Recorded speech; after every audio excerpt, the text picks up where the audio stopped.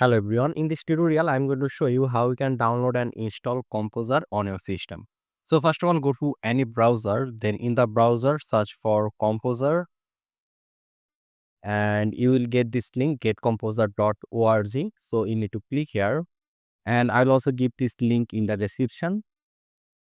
So after coming here, you will see this download option. You need to click on download and then here you can see composer setup.exe. So you need to click here and this file will be downloaded. So you need to choose where you have to download this. So I'll download this over here in the downloads. So click on save and there you can see it is downloaded a exe file.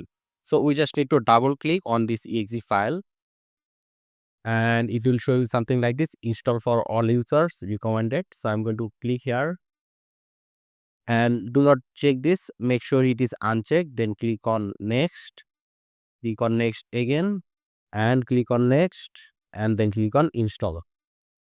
So it will take a few seconds, then click on next and there you can see installation is start. So right now we're going to click on finish. Now we'll go to our Windows search option right over here, CMD. Here you can see command prompt, click here and here we're going to say composer dash dash version, then press enter. And if you are seeing this, it means composer is overly installed in your system.